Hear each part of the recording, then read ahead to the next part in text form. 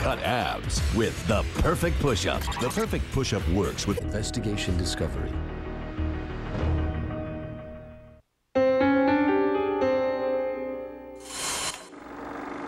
Dr. Michael Stone is trying to understand the crimes of delusional killers like Joseph Callinger.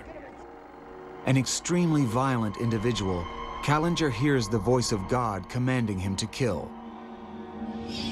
He tortures 10 victims and kills at least one. Like many delusional killers, Callinger suffers from schizophrenia.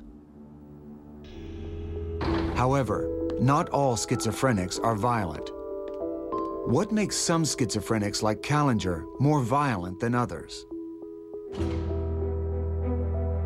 What we're trying to do here is go a step beyond just establishing a relationship between schizophrenia and violence. Professor Robert Schug is a researcher in the Department of Psychology at USC. What we want to do is see if we can focus in upon particular factors that would cause an individual with schizophrenia to be violent. He is studying a group of violent subjects with a mild form of schizophrenia and another condition, antisocial personality disorder. Schug believes antisocial personality disorder may be the factor that pushes many schizophrenics over the edge. The main element that characterizes antisocial personality disorder is a blatant disregard for the rights and welfare of others. These people don't follow rules, they consistently break laws, and they won't display any remorse for the things that they've done. Schug believes subjects with both schizophrenia and antisocial personality disorder are a biologically distinct group prone to violent behavior. To test his theory, he conducts a simple experiment, focusing on a crucial region of the brain, the prefrontal cortex. We get these very intense impulses coming from lower areas of the brain, and the prefrontal cortex says, no, I will not act out on these impulses. It really keeps us on a day-to-day basis from acting out violently.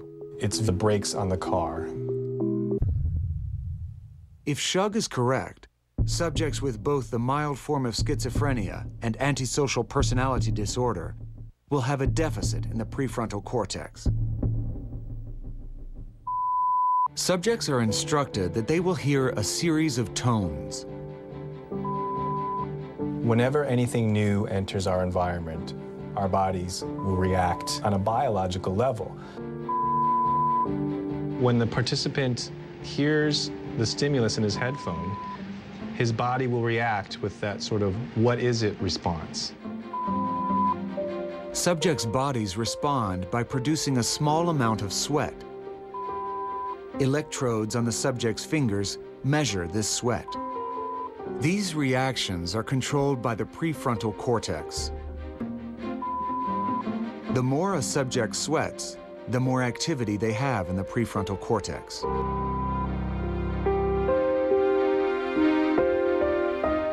As subjects acclimate to the tone, a new, more alarming sound is produced. What we want to see is if their bodies will respond to more socially meaningful sounds. As he suspected, subjects with both conditions show lower responses than controls, indicating a deficit in the prefrontal cortex. The brains of these individuals are wired differently. So if you get a group of individuals where their prefrontal cortex is not functioning, they may be more likely to commit violent acts because they're incapable of stopping the impulses to do so.